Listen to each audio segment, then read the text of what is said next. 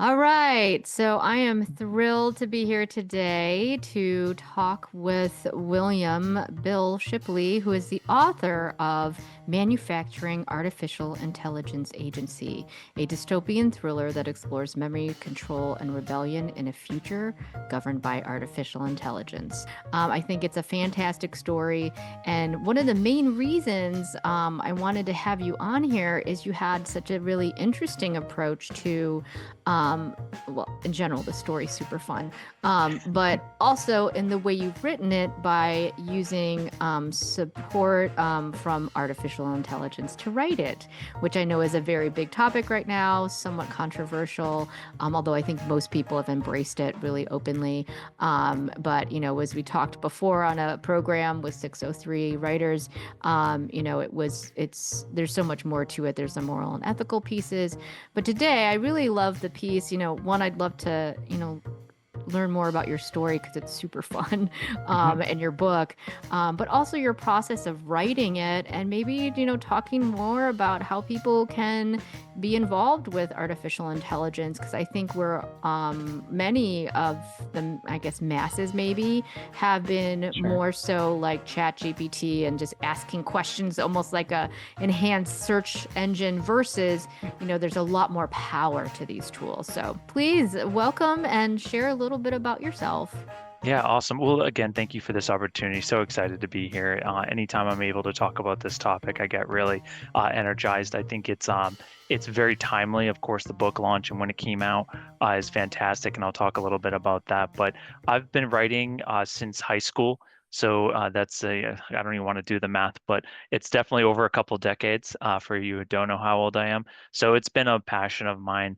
I have four completed manuscripts. I really only have taken this one to the point of publication and where it is through, of course, the guidance of Portal Star Publishing and Marjorie Chappelle and her excellence. So excited about the book. What's really, really interesting about it is that it came out, it's mostly about AI control, of course, but it was launched originally in 2016 as a completed project. And after meeting Marjorie, we actually decided to work together, pull down the project. She worked as a story guide for me. And then through that, I didn't necessarily use AI in the creation of this book per se, because it actually came out, even this version of it, May last year, really before AI was as robust as it is today. But I've been able to use the tools creatively, and I have to learn them in my regular day-to-day job in marketing. So I'm very, very versed in them, and I've taken a lot of time to do a lot of research as this was coming up. I knew it would be big, so I read a lot of books on it and prepped myself. And most recently, I actually did use AI in its entirety to create my own audiobook version of Maya, of manufacturing artificial intelligence, which is really fun. Wow, so that's pretty amazing. I know there's a lot of back and forth with people on the originality of content, if it's using artificial intelligence. And I believe, as we were saying before, Amazon Kindle is requiring people to say how much is of the content written is AI supported or AI generated. And so that's a whole new distinction for the literary world. It sounds to me like yours is pretty much mostly your brainchild, which is awesome, with some additional uses of artificial intelligence, which, as I think about writing a book and having written a book myself, it's only so much of your process is actually writing the book. When Right. it comes to getting that book Yeah. out there, that's like the easy part. And then there's the editing piece, and then there's the publishing and getting it out there. Then there's the marketing, then there's a sale. So it sounds to me like throughout this whole process, there's a whole new tool set for writers and authors to really leverage. What are your thoughts? Yeah, I agree 100%. So when I first heard about this, and especially I think there was some like almost like TED Talk type setup when ChatGPT became as abundant as it is and it was released. And I remember my first thought is, oh my gosh, why am I even bothering writing anymore? Like this is gonna take over in 10 years, creative writers won't even exist. And I had this like doomsday, and it's like ironic because I write dystopian. So like this is like I might as well just quit now. But the more I learned about it, and because I had to do that professionally outside of my creative world, is I realized that it's really actually a tool that is meant to turbo power your own brain. And what I mean by that is you're now, to your point, you're able to look things up very easily. You're able to use AI to understand easier concepts or make concepts that may be difficult easier for you to understand as the writer because you have to get into these shoes of these characters. So I initially started using it for that in a sense, where I need to understand the persona, maybe the job that they have. So I would say things like in 250 words summarize what it would be like for the day-to-day life of a surgeon. And AI will give you that information and it will give you things that you may not have thought about and it will do that research for you. And that 250 words would take me days of research previously. So that's like the first thing that I started using it for. And that to me is so fascinating. And really, I feel like in so many ways, artificial intelligence is just that next step of information management because we're in that information age. And Hmm. so now that we have access to so much information, how do we sort through it? Because you can get down to the nittiest grittiest of anything, I feel like, in so many ways. And so AI is a really great tool to help, hone that. And I love what you're saying about character development because I think. It's almost like having someone next to you in some cases to just brainstorm with quickly. Like, Hmm. if my character were, 57-year-old, blah, blah, blah, female woman who was a smoker, chain smoker, who had cancer and just like you can give all of those different prompts and ask a question. Well, what might their, life expectancy be? What might a doctor tell that person? Like, or you can get all this kind of different perspective based on, a really clever and well-written prompt that will help you hone and shift maybe your way your story goes or help you also make your character more true to the shape of what you've been trying to put together for the story. Oh, for sure. And I've used it in that way for sure. And I remember writing my most recent manuscript that has still has some editing and everything to go through. I remember for character development, I was Googling pictures of like celebrities and just people that fit my character description just to get that image in my brain. It's really interesting to me when you ask like, what does the character look like? And everyone has their own that's one of the beauties of a book. They have their own like version of that. But I think one of the things with AI that one of the powers that it's provided is that you don't necessarily have to just go Google like celebrities from movies or things of that just to have that like image of what that character looks like is you can actually ask it to develop you the photo. And given that once you have that kind of physical description in your mind and now it's succinct, now you can revert back to that and kind of keep it as your writing assistant, if you will, throughout the whole process to kind of keep everything succinct and organized and you don't have to double check yourself later on down the road. Yeah, it's fascinating. Now, how much did you didn't use it for the premise, so I'm curious, where did the premise of the story come, knowing that you completed it before AI has kind of blown up over the past few years? Yeah, so my writing process is I don't necessarily think it's completely unique. I sometimes when I talk to creative writers, they're surprised that I do so much of the writing away from the keyboard because it kind of just mentally happens for me. The premise for it started in college. I started writing Maya, so back in probably 2008 is when I started writing this manuscript. In any time out of the four projects that I've completed, every single time it kind of starts with a really big question and it will obviously influence me to go down this path and uncover this journey. And the question that got me to go 320 pages, originally longer and now cut down, of course, through this journey was if I was in a military community and I was a programmer and I was programming chips for these soldiers, but then realized that the current chip that I was programming was going to be my own son's, what information or what access would I allow the overseeing government to have access and see? So not that I'm giving anything away.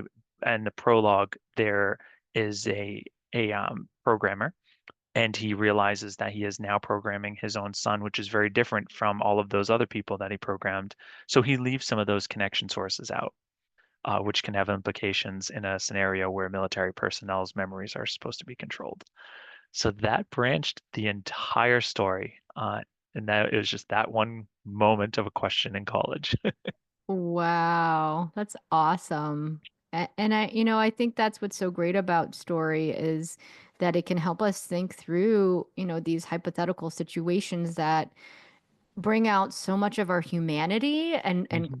question so much about our rationale and what is our moral compass and what is right in these tough situations. And um in real life we come across those types of things, maybe not that a specific example, but there are situations where we're wondering, is that the right decision for our kids? Would I do that the same way?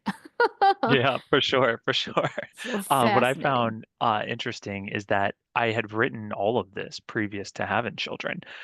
So it was like really interesting to become a parent. I now have two beautiful daughters. So I still wouldn't know what it's like to program a son's chip, but I can tell you confidently what my reactions would be if it were my daughters, and it certainly would have been that of my character in that direction and making sure that full access wasn't given for them. So my perception of having children didn't change after, the whole process was completed and then I had kids. That's just so interesting. How funny. Um, I love that though, and I love that you've taken a lot of time to really think through your story, and even having gotten to the place of completion or feeling like it was completed, taking that moment to say, wait a second, it can be even better. Hmm. And then working with the New Hampshire Writers Project with Mashery, that's so cool. Now I wonder, one that makes me think, one to encourage other writers that, it doesn't take a day to write a book. Like it takes time Oh my gosh, yeah.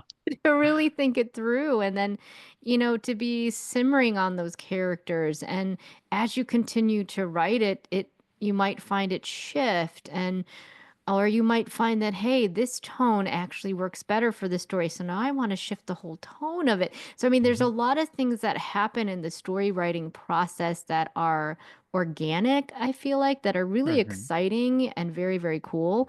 But, not to discourage folks who are, writing right now and they're like, wow, I should be done with this. It's taken me 5 years, or, that's okay. Yeah, it is. And you're right that some people need to hear that for sure. I think the silver lining is I do think with AI, it can potentially speed up the process and it can help with that. So if I could go back, and I think I'll likely do this on any future projects, is I would have AI be kind of like my little creative writing assistant, if you will. And it would be somebody that I would be bouncing ideas off or character names. You can very easily say, I need, 16th century male names that are from this area, spit off 10, and then you see them and get inspired by that. And that's okay because right now people find inspiration in walks, listening to music, watching other movies, reading other books, even. You can't tell me if you read 10 books from one author that as you as an author go to write, that you're not going to absorb some of that style and everything else. So to leverage AI in that way is okay, in my opinion.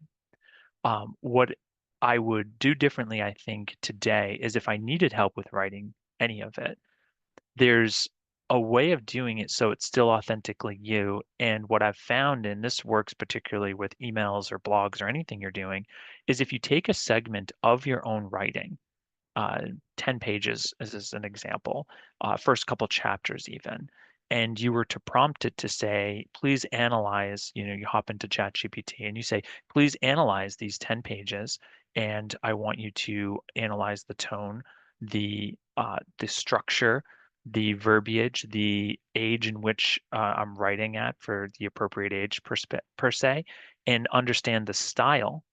It's going to take your own work, W.D. Shipley's work, and analyze that and basically remember how to write like that going forward. So that if you were now going to say, I'm struggling with this paragraph or I'm struggling with this page, I need help with this. Now you have something, a piece of technology that has basically copied your mentality and is going to spit it back in your own tone, in your own style, with your own type of composition. It's kind of almost like you're writing it. It's a little off, but like when I thought of that, I was like, that is going to work, and it's genius. Oh my gosh, that's amazing. That's amazing. Because I think that's one of the big pieces that, I look at when I do anything with ChatGPT or any of the other services out there is that tone piece, like you said, is really, Hmm. really important because that's part of our unique approach to content or story or whatnot. And it's kind of like your fingerprint. So I wouldn't want to lose that. So I'm glad to hear that. And yet at the same time, it's kind of crazy to think about. Creepy, crazy, whatever you want to call No. it. I'm like, is that okay? I guess it is. It just would do it faster than I would. And I think as long as, the creator is reviewing and is giving their stamp, I think that seems okay to me in the sense because I would think about with my next book, even I'm just thinking, as I read, as I write and draft, testing out Chat GPT. I haven't thought of that one, but I'm going to try that. Mm, Is wow, it's good. I like how it organizes it, but I don't like the tone. I'm going to have to twist and tweak, and I'm going to have to shift this, and it's missing some other stuff. And I bet I could get it to a pretty good point of like close, but I will always still want to go and edit and make sure I'm adding all the pieces and the things I want and changing it to address it. So I think to your point, it's a quicker way at getting at what you at the end of the day want, mhm. without necessarily, and I don't think it's the right word, but cheating or like because I think Yeah. there's this feeling of that with Oh, for sure. with AI. And Yeah. it doesn't feel like that to me if we're if I, at the end of the day, with my book, I'm still editing, I'm tweaking it, and I'm honing it. Oh, for sure. And you're using it as a tool for copy editing. You're going to reduce your editing costs because now the final product that you'd be getting out is, of course, been already scrubbed.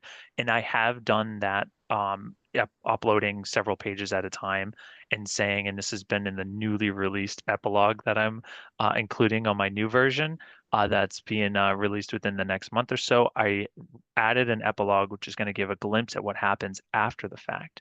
And during that process, because I didn't want to go through the whole process of hiring an editor for just something so small, I put the pages into ChatGPT and I said, please act as a copy editor and copy edit this. Don't change style, don't change composition, don't change my voice. I don't even want you to change a word. I just want you to edit this. And we've been using tools like that forever. But when you put it in there, it feels a little bit different. But now it's able to give it to you a little bit more of an intelligent way with a little more confidence that it's been, yeah, kind of scrubbed in that way. No, it's so awesome. And I think of, as I think about this, because it's something that I keep trying to figure out in my brain for, where does AI fit in Mhm. so many different places, and especially with art and leading an arts organization, is where is it okay, where is it not okay? And I think it's great as a tool. Like if we continue to think of it and use it as a tool, I think it's a wonderful resource. And I almost feel like, I think of so many people who use ghostwriters. Mm, Like, is this kind of like a ghostwriter in some ways? Like, it's kind for sure. right? Because you're still giving them the prompts, the information, and it's still your story. I know a lot of people do biographies with a ghostwriter. And so, at the end of the day, it's kind of that same concept. So maybe it's not that bad after all, In that right? way, I agree with you for sure. I think the one thing that I would say like concerns me, or if I was in the nonfiction kind of arena, I would feel threatened by it because somebody that just has a general idea of wanting to put out something that could be informational, how-to guides, you go and see like all those types of books, those things are could replace writers in that way because AI could very easily say, well, here's the process and how you do something computing. So I can put together a non fiction book for you quickly for somebody that would have this age level reading, et cetera, et cetera. Where I feel confident and protected is that to your point in the arts, in the literature world, it's still that human development that needs to happen. If you don't have that artist going through and picking which parts that are being generated by this AI to go into that final product, it's really that piece of it that still keeps this human and artful in my my point of view. Well, I think that gets into some of the ethical pieces that we could probably talk forever about, but is kind of like that copyright piece. Because Mm. I almost wonder at this point, like, does your tone and your way of speaking almost need to be copyrighted if we're able to just generate that and mimic it anywhere? And even our voices and inflections, because there are some people with some very unique voices Mhm. that, as it's recorded, like I think about your audiobook, could Christopher Walken, do your audiobook because he has such a unique voice and, just steal from that. So there seems to be something there that, needs to be thought through so that, people's likeness aren't stolen. There's all kinds of other ethical elements to that. But I think that's a really good point too, especially with the nonprofit or the nonfiction piece, Yeah.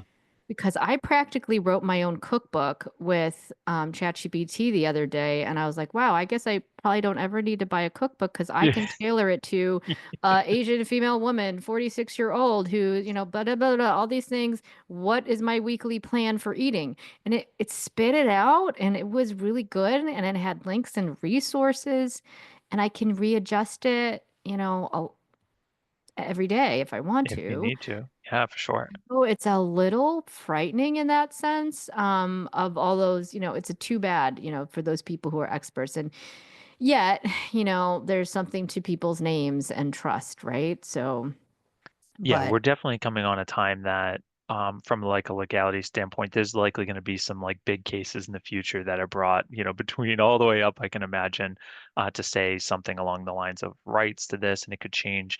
And I think that's because we're just on the cusp. We're just entering this. And as good as AI is today, they're saying that within the, next several years, there's going to be such an exponential jump that our technology entirely could look differently. Recent CEO of Apple has said that the iPhone could be obsolete in 5 to 10 years, which seems crazy, but he equated it to an iTouch, the last thing I saw. So we'll see how that pans out. But to speak a little bit about the voice, I just wanted to make sure I got this point out because I was thinking about it. I had the option when I was doing the audiobook to one, I could have just read it myself, get the proper equipment and taken the time to do that. But then two, when I was started looking at like, oh wow, I could have AI got this, and you have your choice of, I think it was like 50 different types of voices, including your own. And I was really tempted for a moment because they basically have you clone your voice, but I didn't want to cross that threshold. And I thought about it for a minute and I was like, what if, you know, in 100 years from now when I pass away, because that's when I'm obviously going to pass away 100 years from now, in 100 years ago from now, uh, my voice is still existing. Like, and if you had programmed a chat GPT with my voice, like, are my children or grandchildren or loved ones even going to be able to grieve having a solution like that where they could literally talk to me? And I was like, I'm not doing it yet. I'm not going down that road because that to me is frightening. it's crazy. There's some Yeah. weird things that, your book brings up so many interesting questions for us, as people. But I think, artificial intelligence does even so much, that's just one piece of that. And there's just so much more to it from the health perspective, education, the arts perspective. There's so many different ways. Mm. It opens new doors of opportunity, which I think are wonderful, as we've been talking about with the writing landscape. Wow, like just cut off like years, even in some cases, of time that it takes to develop your story and the pieces and getting the tone and, developing all these things. And then at the same time, these ethical questions of, my concern often is the arts are always under attack. It's one, a lot of people who pursue that as their career are some of the least paid people in the United States. It's hard to make a living off of that. And so I have concerns about the future of artists and those who are naturally creative. I think we're all creative, but Yeah. who want to pursue that as something that's just their life call. It gets concerning to me when there are things that can take the place of that human element that I feel like is so amazing and that unique perspective that each person brings, and just being able to replicate and copy it through AI seems like there's just something weird about that and wrong. At the same time, it's a great tool. So, right? so many questions with this.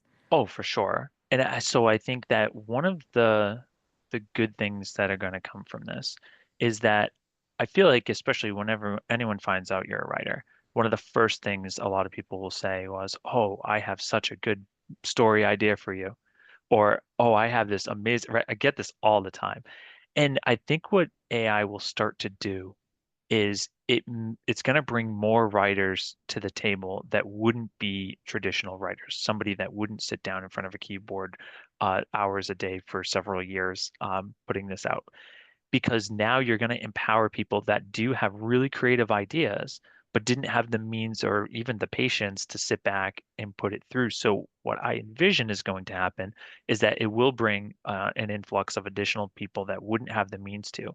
And for somebody who has a nonfiction approach, a biography approach that didn't want to hire a ghostwriter before and had some amazing, impactful things happen in their life that the world should know about or be inspired by, like what a great tool for somebody who is going through something and has an amazing story but doesn't have the means to do it. So I think it's going to ante up the creative juices, in my opinion, from a writer, because it's going to allow folks that have these amazing, incredible ideas that the world would never know about otherwise, because they wouldn't have had that dedication and time to get to the keyboard like that, like we all do as writers now, in the same way and take years to put it out. Now they're able to do it in a much lesser time with a tool that helps them get it on the page. I think that's a really good point, and I know there's been such a influx in authors and people writing due to AI, and I don't know what the percentages are for generated AI generated or supported content, but I think to your point that is happening, and I think that's wonderful from a certain point of view.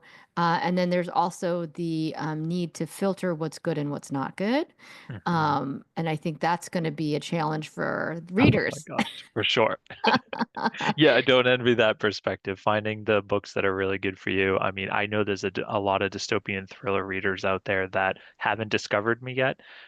And that's just a cost of having a market that's completely flooded, with this. So marketing in the future will be even more important. Things like SEO and AEO, which is new now. It's the artificial it's the instead of search engine optimization, they're now saying artificial search optimization, which, if you don't know, is basically like when you go to search for something, Google gives you the AI blurb. It's how do I get into that blurb? So, like things like that are going to be even more important going forward for authors and publishers to try and sell their books so that they can get in front of more people. It's so crazy. I think about all those pieces. So don't be discouraged, authors, writers. There are some great new tools. Yes. It's daunting, but it is getting there less barriers, perhaps. Maybe a few Yes. less barriers, just a few more new things we might have to learn. Um, so before we sign off, I'd love to hear some maybe tips you have as a marketing person, as someone who's written your own book, has used some AI in the process. What would you say or want to leave potential authors, writers with from what you've learned in your experience? So I think what I would do as a step one is a lot of people hear AI and they get so intimidated and scared by it. And it's really the easiest thing in the world. It's easier than Google. And a lot of people, when Google first came out, and you obviously remember that whole kind of boom, things were a little bit different. You had to get used to it and how to search and things like that. AI is the same thing, but it's just like turbo powered. So I would encourage you to get a free version of ChatGPT. And when you first get into that prompt, as if you were searching for something for Google, tell it exactly what you want it to do. I want you to act as my writing assistant for my creative piece of work entitled X. Upload a few pages if you'd like to get it to understand your style and you as a person and you as a writer, and then allow it to guide you. And you don't have to live in it, but instead of going to Google saying, I need some examples of 15th century, like I just like using that example of names appropriate to that time, pop it in Chat GPT and let that same inspiration that you would get through regular searching now from Chat GPT, and allow that to kind of guide your path towards you getting your project done, hopefully sooner and a little bit more efficient and in depth than you would have done it on your own. Let it assist you. I thank you so much for your time. I think we could talk forever. But, Bill, thank you so much for being here. This is just really wonderful to speak with you. Anything else you'd like to say?